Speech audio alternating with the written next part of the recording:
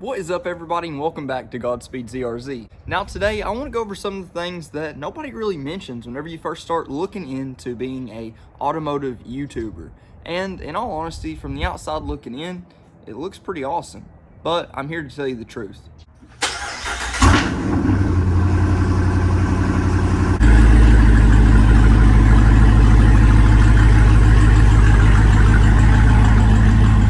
I grew up just like the rest of us, watching Top Gear, watching Motor Trend, Fast and Loud, all of the cool shows on TV.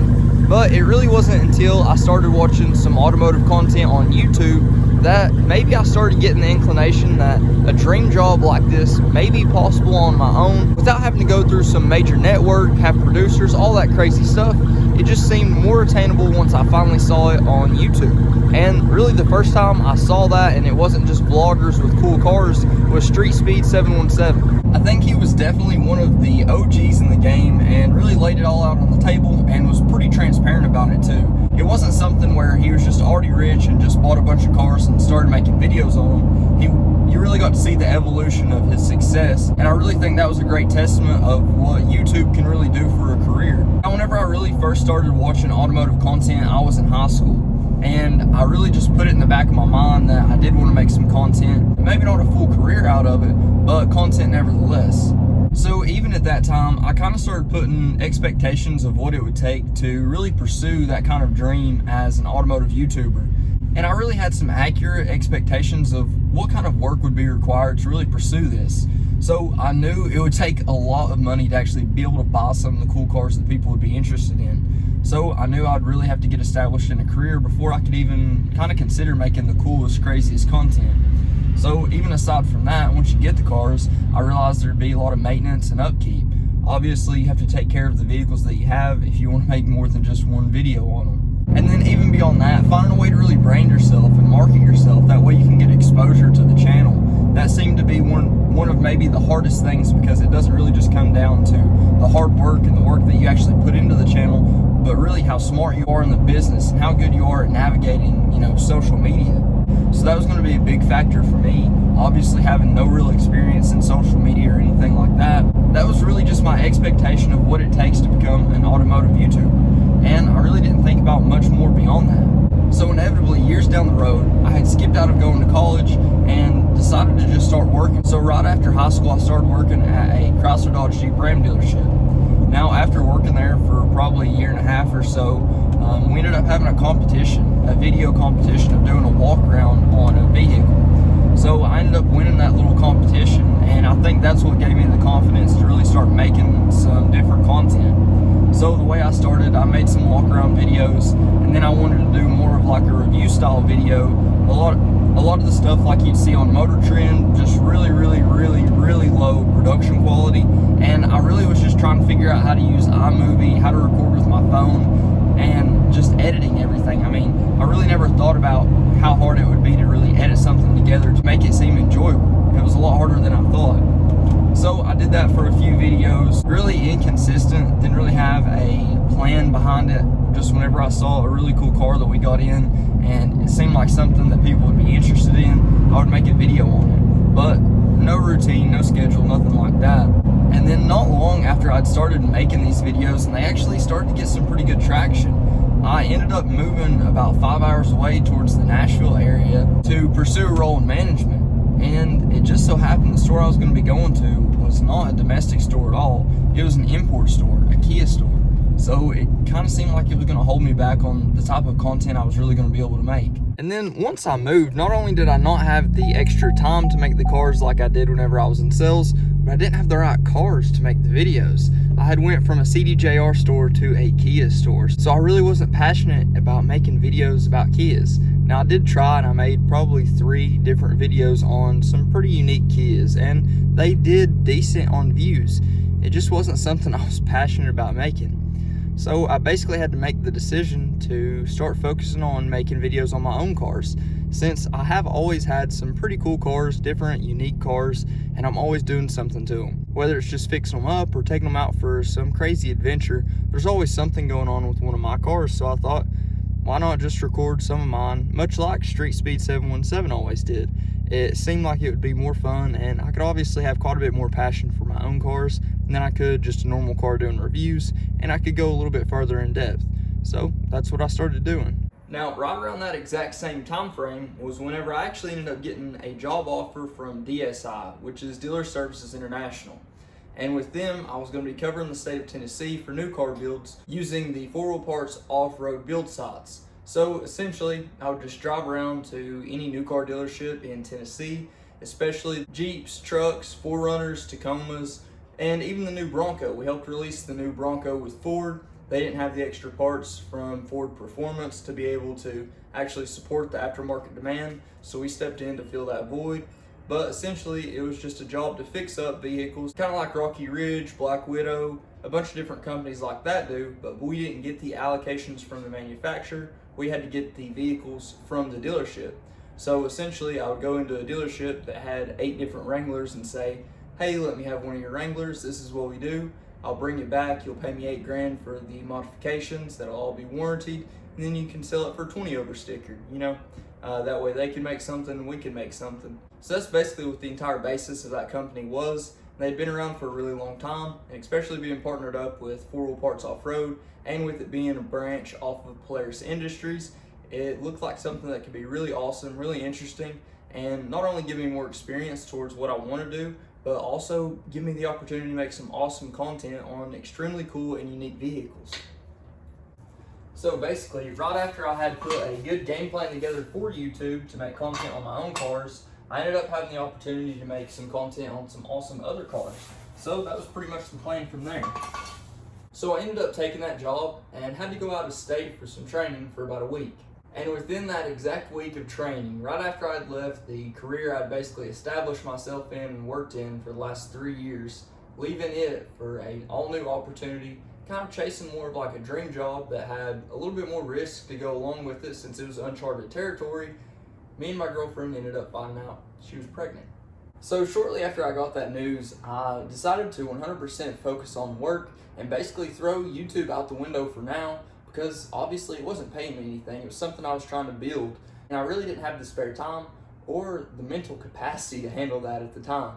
So I basically just didn't post anything for somewhere around 6 months. And during that time frame, that was actually at the absolute peak of the car shortage. So my new job, got a whole lot harder. Whenever you go into dealerships, they were lucky to even have 1 Wrangler, much less having 5 to pick from. So for me to have the opportunity to take a vehicle and keep it out of their inventory for a week in hopes that someone that's looking for just a normal Wrangler is going to pay more for one that's been fixed up, it basically destroyed the market temporarily. So with all that and the baby on the way, I really had no other choice but to jump back into the car business. Luckily, right around that same time, I ended up getting a call from my old boss that I worked with for only about a week or maybe half a month, something like that, and asked if I wanted to take the finance position he had open. And in all honesty, the DSI job was really like a dream job. I got to travel the state, I got to meet a lot of different owners and be involved in a lot of the things that I really enjoy, but it just didn't seem possible with the restraints of the actual automotive industry that I would be able to make more than, $10,000 a month. And in the area we're in, for the lifestyle I want to live, especially with the cars I want to have to make videos on and stuff like that, that just wasn't enough to cut it. So I made the choice to jump back into the car business and become a finance manager. Now, after I took a little while to get settled in there, it had been a few months and I decided to go ahead and start making YouTube videos again.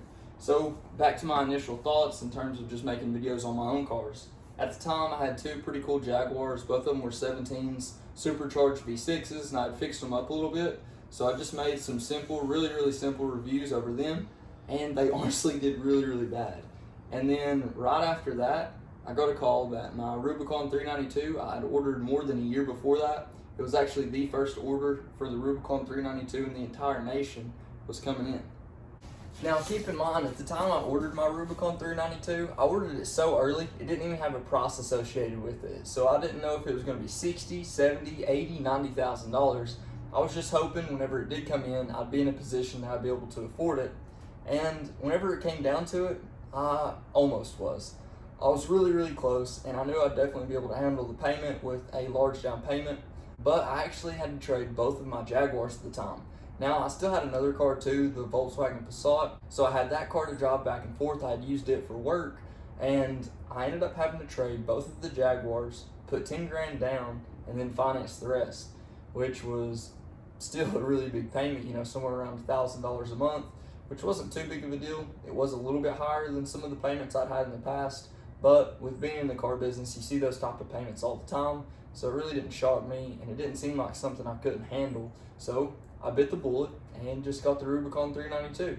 Now, my thoughts on the Rubicon 392 was, obviously, I had one of the coolest Jeeps that they made at the time, just a normal Rubicon, but it was fixed up, jacked up on 40s.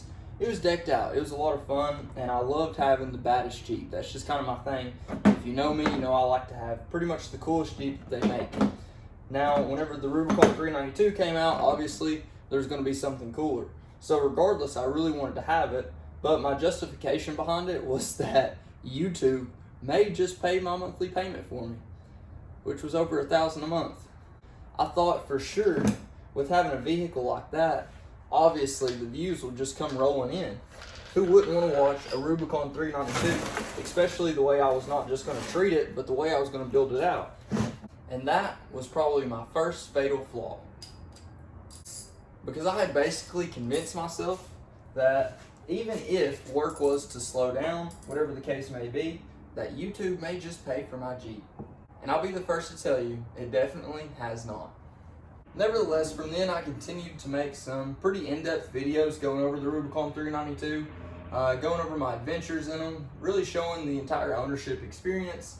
And then I would also go over my extra vehicles, like the Camaro ended up wrecking and had to rebuild, the Can-Am, the Maverick 1000, the Yamaha FC07, a bunch of different vehicles I've had, even the Mercedes, the new Jeep that we got, a bunch of different stuff.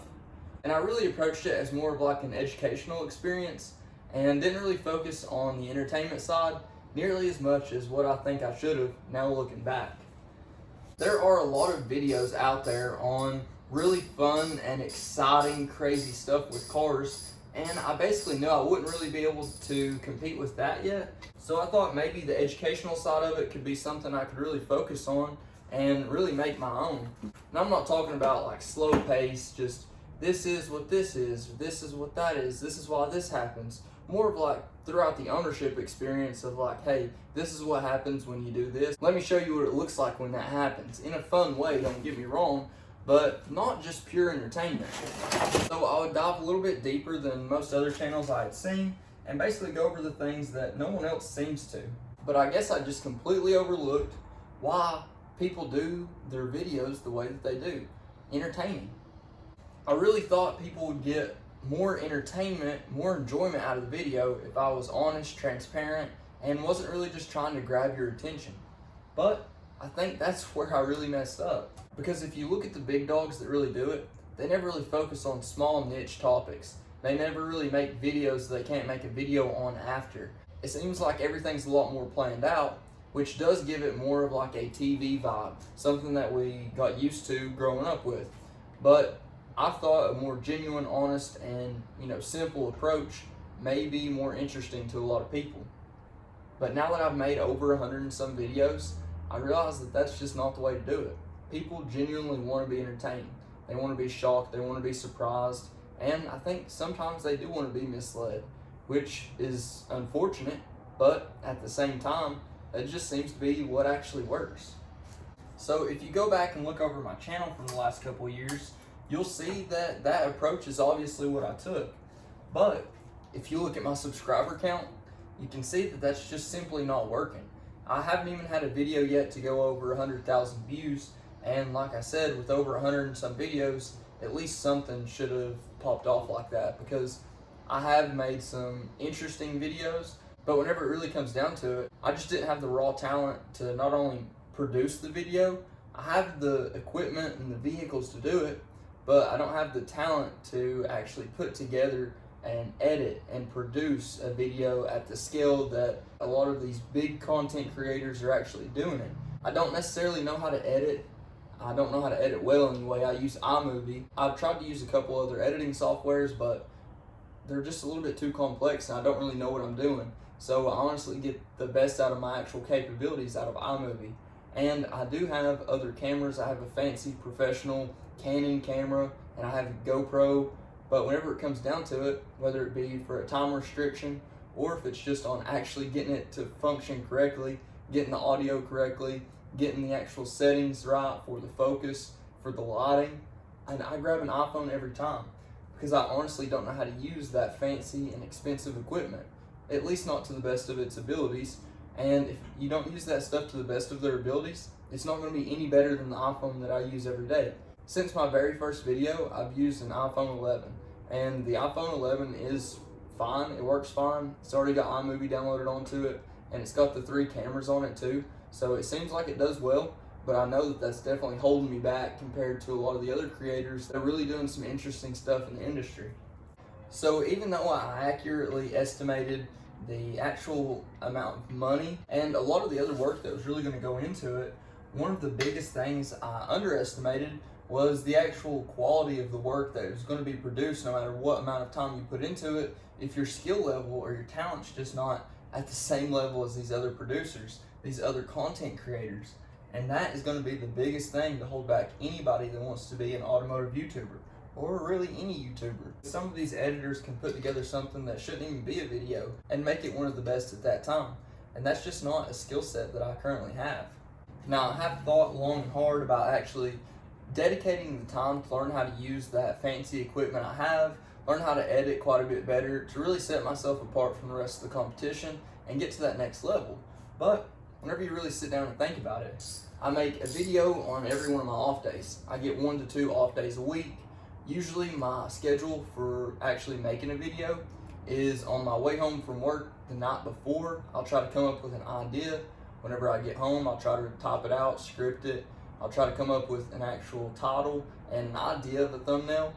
I'll wake up the next morning, I'll start shooting as soon as I wake up, and it usually takes quite a while to get all the footage you need, and it really depends on the location where you're going to film and what kind of content you're going to be filming that day. By the time you get done with shooting everything you really need, it's usually somewhere around 2 to 4 o'clock for me anyway, and that's with just using my iPhone, maybe a couple shots from a GoPro, and then you got to bring it all back and try to download it. That way you can get it all to your editing platform and try to start editing. By the time you get all that done and you grab a bite to eat, because it's been all day and you haven't got to eat anything yet, then you go to start editing. And editing takes forever for me. It's not something I can just do really fast. I'm not the best at it, so I really have to spend a lot of time to even make it presentable. So usually by the time I'm done editing, anywhere from 5 to 8 o'clock, somewhere like that, then I'll download the video to my phone and then try to upload it to YouTube. And while it's going through all of its processes, downloading and actually going to HD, if I have the time to let it upload into HD and not just standard definition, then I'll go ahead and start making my thumbnail from either one of the highlight clips or something I've set up for a thumbnail, which usually does work pretty well. But after you get done with all that stuff, I'm posting it late. Usually, which you guys that follow the channel know, I'll post anywhere from 6 to maybe 9 o'clock at night. And I know that's not the best time to do it, but whenever you've only got 1 day to make a video, edit the video, publish, upload, put all the tags in, get the right thumbnail, the right title, everything, then you're basically left to the restraints of time. And a lot of these other creators that you see don't have all the time in the world, but believe me, they have a whole lot more time than somebody starting out to actually dedicate to just production, editing. They'll have days for each, which is kind of crazy, but for the content that they produce, it makes perfect sense because it's at such a high level.